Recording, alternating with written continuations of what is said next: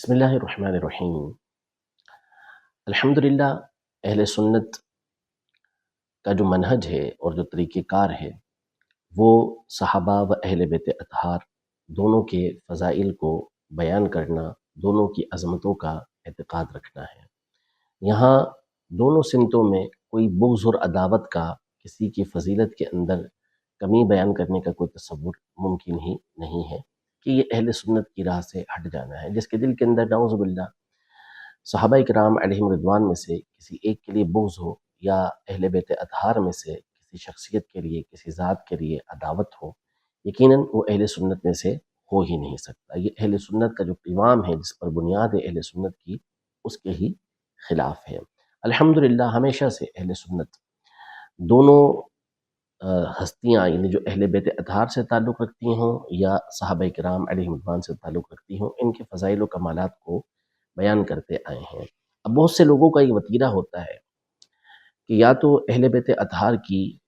فضیلت کو بیان کرنے کے لیے وہ لازم سمجھتے ہیں کہ صحابہ کرام علیہم رضوان میں سے کسی ہستی پر طعن کرے، نمبر ایک۔ یا پھر ان کا یہ طریقہ اور ان کا یہ وتیرہ ہوتا ہے کہ یہ پھر اہل سنت پر ہی الزام لگائیں گے کہ جی اہل سنت جو ہے وہ اہل بیت اطہار کی فضیلت کے اندر بالخصوص مولا کائنات، مولا مشکل کشا حضرت سیدنا علی المرتضیٰ کرم اللہ تعالی وجہہ الکریم کی شان کو گھٹانے کی کوشش کرتے ہیں، حالانکہ یہ سراسر بہتان اور باطل بات ہے، اور یہ صرف اور صرف اپنی من گھڑت باتوں کو اور اپنی جو خرافات ہیں اور اپنی جو بدعات ہیں ان کو آگے پہنچانے کے لیے اور لوگوں کی توجہ حاصل کرنے کے لیے، مختلف طبقات کو اپنی طرف متوجہ کرنے کے لیے اس طرح کی گفتگو ہوتی ہے، ورنہ بالکل سادہ اور بہترین انداز میں ہمیشہ سے اہل سنت یہ صحابہ کے فضائل بھی بیان کرتے رہے اور ساتھ میں اہل بیت اطہار کے فضائل بھی بیان کرتے رہے۔ تہمتوں کی یہاں کوئی گنجائش ہی نہیں ہے کہ اس انداز میں کسی پر تہمت لگائی جائے، لیکن شومۂ قسمت کہ اب وہ دور آیا کہ صحابہ کرام علیہم رضوان پر طعن و تشنیع کے بغیر اور اہل سنت پر الزام لگائے بغیر گویا کہ اہل بیت اطہار کے فضائل کو بیان کرنا یہ مشکل ترین کام ہو گیا۔ سیدنا علی المرتضیٰ کرم اللہ تعالی وجہہ الکریم کے اس قدر فضائل ہیں اور اس پر اتنی صحیح احادیث طیبہ اور خود قرآن کی آیات میں اس حوالے سے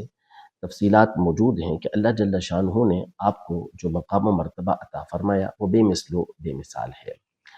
لیکن ظاہر ہے کہ جو القابات ہیں، جو ایک معروف اور مشہور فضائل ہیں، اور جو نبی کریم صلی اللہ تعالیٰ علیہ وآلہ وسلم کے دیگر صحابہ کرام علیہم رضوان کو بھی فضیلت حاصل ہیں، ان کو بیان کرنے میں اور ان کے القابات ذکر کرنے میں ہرگز اس کا معنی یہ نہیں بنتا کہ سیدنا علی المرتضیٰ کرم اللہ تعالی وجہہ الکریم کی فضیلت کے اندر کوئی کمی بیان کی جا رہی ہو۔ اب اسی حوالے سے ایک مسئلہ ہے، سیدنا صدیق اکبر، صدیق اکبر کا جو لقب ہے وہ کس کے لیے ہے؟ آپ مسلمانوں کے بچے بچے سے معلوم کریں گے تو اس کی زبان پر یہی آئے گا کہ جب صدیق اکبر مطلقاً بولا جاتا ہے تو اس سے مراد حضرت سیدنا ابو بکر صدیق رضی اللہ تعالیٰ عنہ کی ذات گرامی ہوتی ہے۔ جس طرح ہم مولا کائنات کہتے ہیں تو جب مولا کائنات بولیں گے، حیدر کرار بولیں گے، اس طرح کے اور بہت سارے القابات ہیں، جب ہم بولتے ہیں تو اس سے مراد سیدنا علی المرتضیٰ کرم اللہ تعالی وجہہ الکریم کی ذات ہوتی ہے۔ اب صدیق اکبر کے حوالے سے بعض لوگ یہاں کچھ روایات پیش کرتے ہیں اور بعض لوگ یہ اعتراض کرتے ہیں کہ صدیق اکبر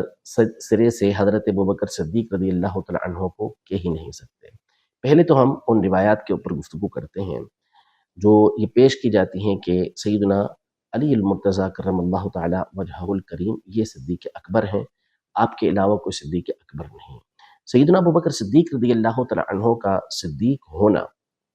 یہ نبی پاک صلی اللہ علیہ وسلم کی زبان اقدس سے صحیح احادیث طیبہ جو بخاری شریف کے اندر بھی موجود ہے اور مشہور و معروف ہیں کہ نبی پاک صلی اللہ علیہ وسلم احد پہاڑ پر تشریف فرما تھے،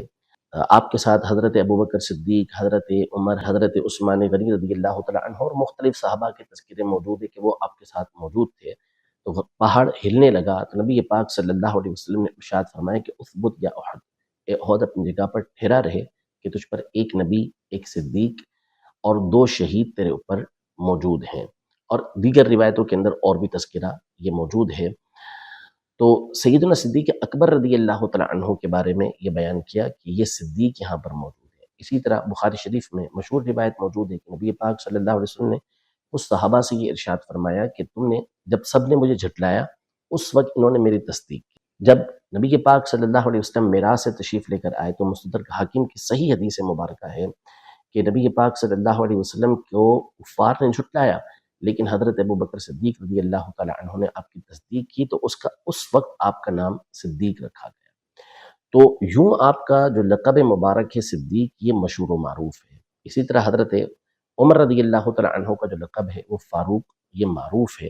اور احادیث میں اس کا تذکرہ بھی موجود ہے۔ سیدنا علی المرتضیٰ کرم اللہ تعالیٰ وجہہ الکریم فداہ ابی و امی، ان پر ہمارے ماں باپ قربان، ان پر ہماری جانیں قربان، ہماری آل اولاد قربان۔ یقیناً آپ بھی نبی پاک صلی اللہ تعالیٰ علیہ وآلہ وسلم کی تصدیق میں اول افراد کے اندر سے ہیں، اور یقیناً آپ کے ذریعے حق اور باطل کے درمیان یہ فرق بھی ہوا ہے۔ لیکن اس حوالے سے جو فاروق اعظم اور صدیق اکبر کے القابات ہیں وہ ہر ایک جانتا ہے کہ یہ شیخین کریمین کے لیے معروف ہے۔ بعض روایتیں اس حوالے سے پیش کی جاتی ہیں، ہم اس پر گفتگو کرتے ہیں۔ جیسے سنن ابن ماجہ کی ایک روایت ہے حدیث نمبر 120، جس میں حضرت سیدنا علی المرتضیٰ کرم اللہ تعالی وجہہ الکریم نے اپنی یہ شان بیان کی کہ انا عبداللہ، میں اللہ کا بندہ ہوں، واخو رسول اللہ واخو رسولہ صلی اللہ علیہ وسلم، وانا الصدیق الاکبر لا یقولها بعدی الا کذاب صلیت قبل الناس ب7 سنین۔ یعنی حضرت علی رضی اللہ تعالیٰ عنہ فرما رہے ہیں کہ میں اللہ کا بندہ اور رسول اللہ صلی اللہ علیہ وسلم کا بھائی ہوں، میں ہی صدیق اکبر ہوں، میرے بعد کوئی بھی یہ لفظ نہیں کہے گا یعنی صدیق اکبر مگر جھوٹا ہی یہ کہے گا کہ وہ صدیق اکبر ہے۔ میں نے لوگوں سے 7 سال پہلے نماز ادا کی۔ اب اس حدیث مبارکہ سے استدلال کرتے ہوئے بعض لوگوں نے کہا کہ حضرت علی نے خود اپنے آپ کو صدیق اکبر بیان کیا ہے، اور آپ نے بیان کر دیا کہ آپ کے بعد کوئی کسی اپنے آپ کو صدیق اکبر نہیں کہے گا مگر وہ جھوٹا ہوگا، بہت بڑا جھوٹا ہوگا۔ اول تو اس پر گزارش یہ ہے کہ اس حدیث مبارکہ کے حوالے سے علماء کی تصریحات موجود ہیں کہ یہ حدیث منکر ہے، بعض نے اس کو باطل قرار دیا۔ امام احمد بن حنبل کے حوالے سے امام ابن قدامہ حنبلی رحمۃ اللہ تعالی علیہ نے المنتخب من العلل اس کے حوالے سے یہ نقل کیا کہ امام احمد بن حنبل نے اس حدیث پاک کے بارے میں فرمایا کہ اضرب علیہ فانہ حدیث منکر، یہ حدیث لکھی ہوئی تھی لیکن فرمایا کہ اس کے اوپر کاٹ دو اس کو کیونکہ یہ حدیث منکر ہے۔ اسی طرح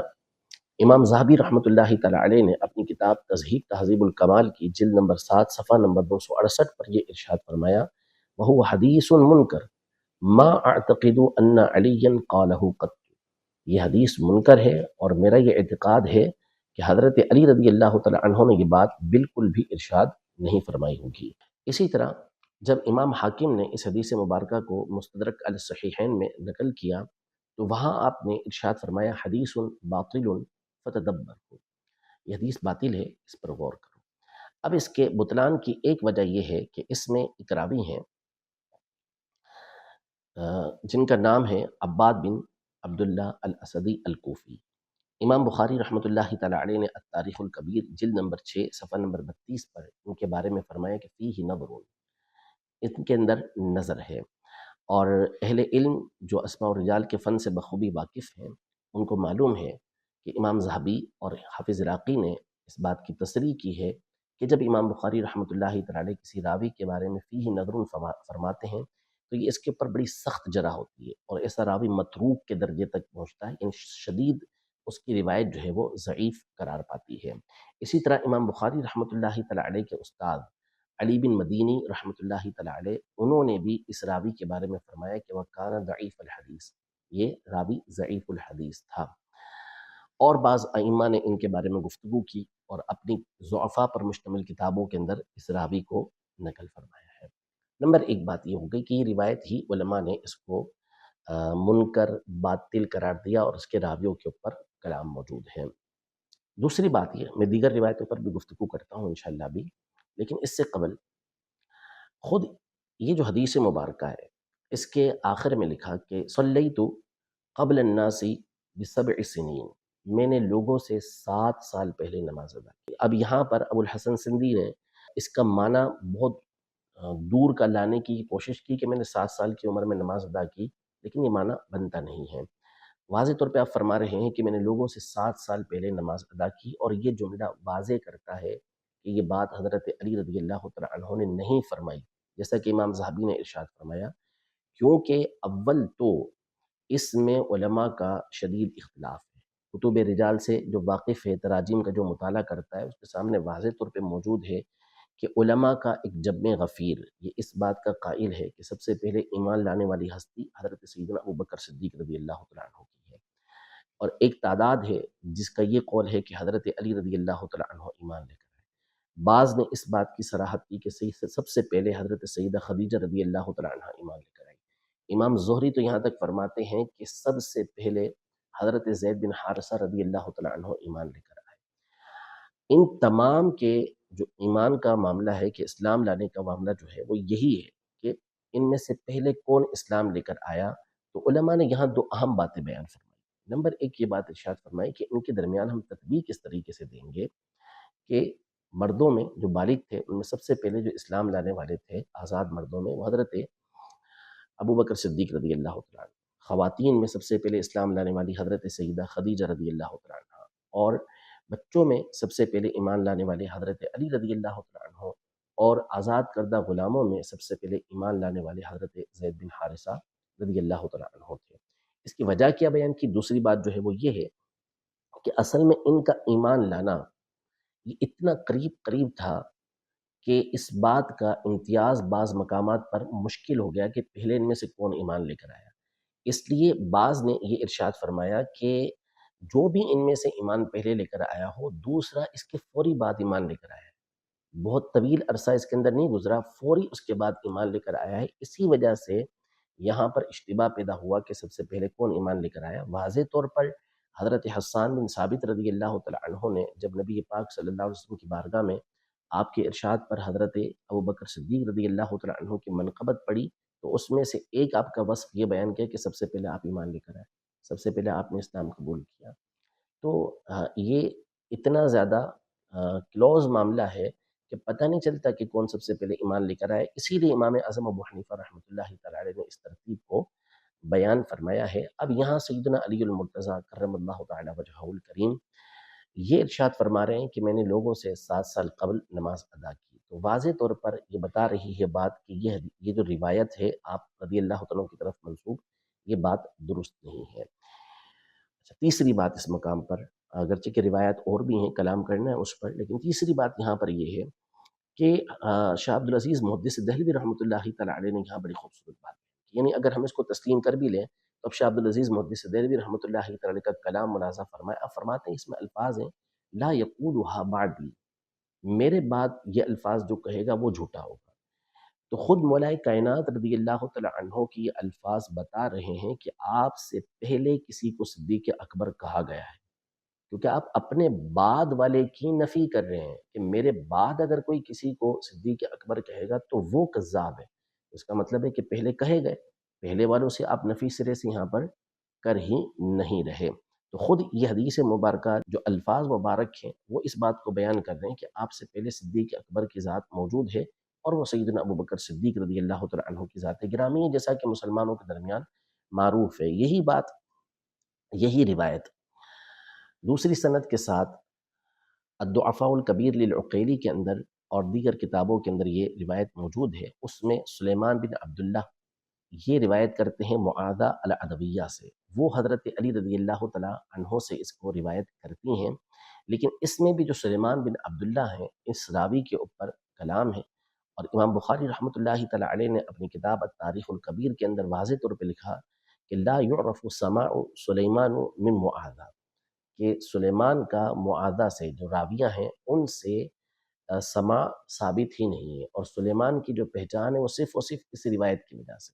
تو یہ روایت بھی ضعیف قرار پاتی ہے، اور معنی میں آپ کے سامنے اس کا بیان کر چکا ہوں کہ الفاظ کے اندر اس کے اندر کیا بات موجود ہے۔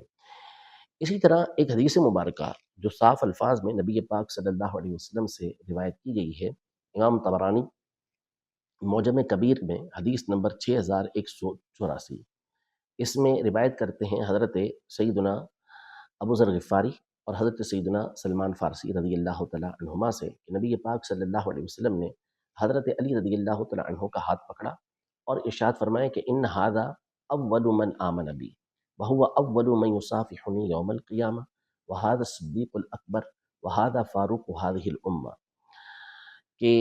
یہ حضرت علی رضی اللہ تعالیٰ عنہ کی طرف اشارہ کر کے فرمایا، ہاتھ پکڑا اور فرمایا کہ یہ سب سے پہلے مجھ پر ایمان لے کر آئے، یہی قیامت کے دن سب سے پہلے مجھ سے مصافحہ کریں گے، یہی صدیق اکبر ہیں اور یہی اس امت کے فاروق ہیں۔ مزید کچھ فضائل نبی پاک صلی اللہ علیہ وسلم نے بیان فرمائے۔ اس حدیث کے حوالے سے بھی میں کچھ باتیں آپ کے سامنے عرض کر دوں۔ دیکھیں، سیدنا علی المرتضیٰ کرم اللہ تعالیٰ وجہہ الکریم کے فضائل کو بیان کرنا یہ مومن کا کام ہے، کیونکہ آپ سے محبت مومن ہی رکھے گا اور آپ سے بغض جو ہے وہ منافق ہی رکھ سکتا ہے۔ ایسا ہو ہی نہیں سکتا کہ کوئی حضرت علی رضی اللہ تعالیٰ عنہ سے عداوت رکھے اور وہ ایمان والا ہو، اس کا ایمان یا تو سرے سے ضائع ہو جائے گا یا وہ ناقص الایمان ہوگا۔ تو سیدنا علی المرتضیٰ کرم اللہ تعالیٰ وجہہ الکریم کے فضائل کو بیان کرنا یہ بڑی سعادت کی بات ہے، لیکن ظاہر ہے کہ جو بات خلاف واقع ہے، جو ہے ہی نہیں، جو بات درست ہی نہیں ہے، اس کو ہم کیسے کہیں گے کہ یہ سیدنا علی المرتضیٰ کرم اللہ تعالیٰ وجہہ الکریم کی فضیلت ہے۔ اب اس حدیث کے حوالے سے پہلے تو ابن کثیر نے جامع المسانید کی جلد نمبر 3 صفحہ نمبر 527 پر واضح طور پر لکھا کہ وَهَذَا حَدِيثٌ مُنْكَرٌ جِدًّا، یہ حدیث بہت زیادہ منکر ہے۔ اور دوسری بات یہ ہے کہ اس حدیث کے کئی راویوں کے اوپر کلام ہے، جس میں سے ایک راوی ہیں اسماعیل بن موسیٰ السدی۔ اس راوی کے حوالے سے یہ ہے کہ امام ذہبی رحمۃ اللہ تعالی علیہ المغنی فی الضعفاء میں فرماتے ہیں کہ اسماعیل بن موسیٰ الفزاری السدی یترفض، قال ابو داود صدوق یتشیع، یہ واضح طور پر اس کے اوپر جرح موجود ہے، اور اہل علم جانتے ہیں کہ جب اس درجے کی کسی راوی کے اوپر جرح ہو اور وہ فضائل اہل بیت کے اندر اس حدیث کو روایت کرنے میں متفرد ہو، تو ایسی روایت قواعد محدثین کے مطابق موضوع قرار پاتی ہے۔ اسی طرح اور ائمہ نے اس اسماعیل بن موسیٰ الفزاری کے اوپر کلام کیا ہے۔ اس میں ایک راوی عمر بن سعید یا عمر بن سعید، یہ راوی ہے، اس کو ضعیف قرار دیا امام حیثمی رحمۃ اللہ تعالی علیہ نے مجمع الزوائد کے اندر۔ اور اس میں ایک اور راوی ہیں ابو سخیلہ، یہ راوی بھی مجہول راوی ہیں، ان کی توثیق بھی ثابت نہیں ہے۔ تو اس طرح کے راویوں پر مشتمل یہ حضرت علی رضی اللہ تعالیٰ عنہ کی فضیلت پر حدیث ہے۔ حضرت علی رضی اللہ تعالیٰ عنہ اس کے محتاج نہیں ہیں، آپ کی ذات گرامی کے لیے بہت سارے فضائل اس کے علاوہ اور بھی ثابت ہیں۔ اسی طرح ایک اور روایت جو مسند بزار کے حوالے سے نقل کی گئی ہے، اور وہ حضرت سیدنا ابو ذر غفاری رضی اللہ تعالیٰ عنہ سے مروی ہے، اور اس میں بھی یہی الفاظ ہیں جو ابھی طبرانی شریف کے میں نے آپ کے سامنے عرض کیے۔ اس حدیث کے بھی ایک راوی ہیں محمد بن عبید اللہ بن ابو رافع، یہ اس راوی کے حوالے سے امام بخاری رحمۃ اللہ تعالی علیہ اپنی کتاب الضعفاء الصغیر میں ارشاد فرماتے ہیں کہ یہ منکر الحدیث ہے، منکر الحدیث ہے۔ اور امام بخاری رحمۃ اللہ تعالی علیہ خود ارشاد فرماتے ہیں کہ من قلت فیہ منکر الحدیث لا تحل الروایت عنہ، من قلت فیہ منکر الحدیث لا تحل الروایت عنہ، کہ جس کو میں منکر الحدیث کہہ دوں اس سے روایت کرنا یہ حلال نہیں ہوتا۔ یعنی امام بخاری کے مطابق یہ بہت سخت جرح بنتی ہے۔ اس کے علاوہ امام دارقطنی رحمۃ اللہ تعالی علیہ نے اور یحییٰ بن معین رحمۃ اللہ تعالی علیہ نے بھی اس راوی کے اوپر جرح کی ہے، اور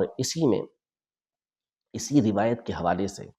مختصر زوائد بزار جو حافظ ابن حجر اسقلانی رحمۃ اللہ تعالی کی کتاب ہے، اس میں آپ اس حدیث پاک کو نقل کرنے کے بعد فرماتے ہیں وَهَذَا الْإِسْنَادُ وَاهٍ وَمُحَمَّدٌ مُتَّهَمٌ وَعَبَّادٌ مِنْ كِبَارِ الروافد وَإِنْ كَانَ صَدُوقًا۔ اب اس میں بھی جو جرح ہے اس کے بارے میں اہل علم بخوبی جانتے ہیں، ایک تو متہم قرار دیا، اور دوسری جو جرح ہے اس کے بارے میں اہل علم پر مخفی نہیں ہے کہ جب اس طرح کا راوی متفرد ہو تو پھر وہاں پر جو فضائل اہل بیت کی حدیث ہوتی ہے وہ موضوع اور من گھڑت قرار پاتی ہے۔ یہ اصول محدثین نے اپنی کتابوں کے اندر ذکر کیے ہوئے ہیں۔ اب اس پر زبردستی جو ہے وہ یہ کہنا کہ نہیں نعوذ باللہ یہ اہل بیت اطہار سے عداوت ہے، بغض ہے، یہ ظلم و عداوت ہے، یہ ظلم ہے، یہ زیادتی ہے۔ اس طرح کسی کے بارے میں کہنا ہرگز ایسا نہیں کہ اہل سنت میں سے کوئی نبی پاک صلی اللہ تعالیٰ علیہ وآلہ وسلم کے اہل بیت اطہار سے بغض رکھ سکے؟ وہ سنی ہو ہی نہیں سکتا نا، وہ تو سنیت کے دائرے سے نکل گیا، وہ ناسبیت کے اندر داخل ہو گیا۔ اب یہ جو لقب ہے سیدنا صدیق اکبر رضی اللہ تعالیٰ عنہ کا، اس پر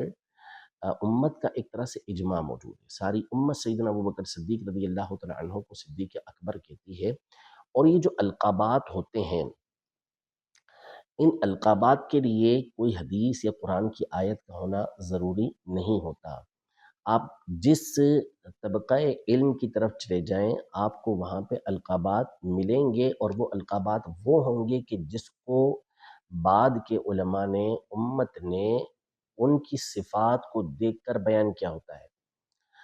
یعنی پہلے کے جو ہمارے علماء ہوتے تھے، مشائخ ہوتے تھے، اکابر ہوتے تھے، ان کے اندر جو صفات ہوتی تھیں، اس کے پیش نظر علماء ان کے اوصاف، ان کے القابات کو بیان کرتے تھے۔ اب آپ محدثین کی فہرست کے اندر آ جائیں، ان میں راوی ہوتا ہے، ان میں مسند ہوتا ہے، ان میں مفید ہوتا ہے، ان میں امیر المومنین فی الحدیث ہوتا ہے، ان کے اندر طرح طرح کے القابات موجود ہیں، پوری پوری فہرست ہوتی ہے کہ ان کے کیا کیا القابات موجود ہیں، جو ان کے درجات کو بیان کرتے ہیں کہ ان کا مقام و مرتبہ اس مقام پر کیا ہے۔ وہ محدث ہیں، یہ بیان کیا جاتا ہے، یہ حافظ ہیں، یہ بیان کیا جاتا ہے۔ یہ سارے القابات کہاں سے آتے ہیں؟ یہ خود ان کی کیفیات کو دیکھ کر، ان کے اوصاف کو دیکھ کر علماء بیان کرتے ہیں۔ فقہا کے اندر آ جائیں تو کوئی آپ کو مجتہد مطلق ملے گا، تو کوئی آپ کو مجتہد فی المذہب ملے گا، تو کوئی مجتہد فی المسائل ملے گا،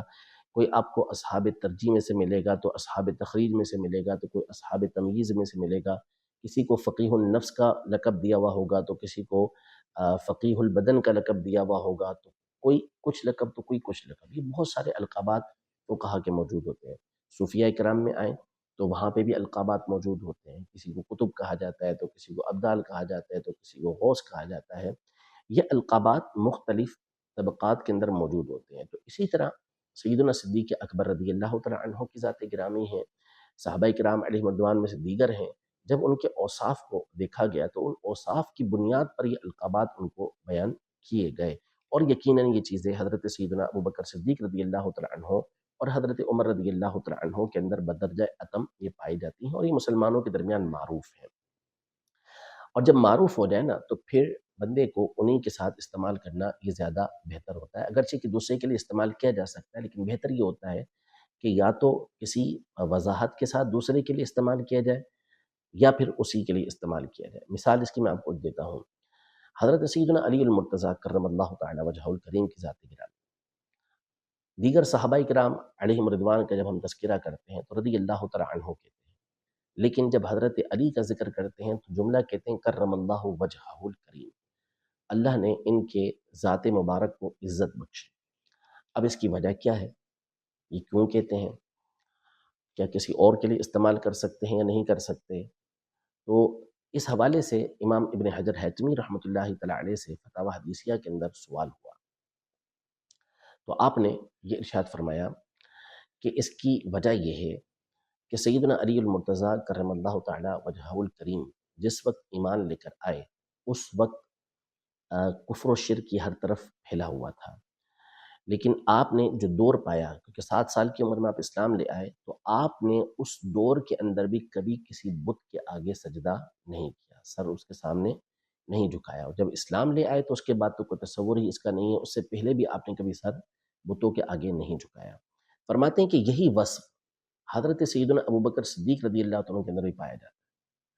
آپ بھی جس وقت اسلام لائے، اور ظاہر ہے کہ آپ کی عمر تو بڑی تھی، جس وقت آپ اسلام لے کر آئے تو اس وقت کفر و شرک پھیلا ہوا تھا ہر طرف، لیکن اس کے باوجود آپ نے کبھی کسی بت کے آگے سجدہ نہیں کیا۔ تو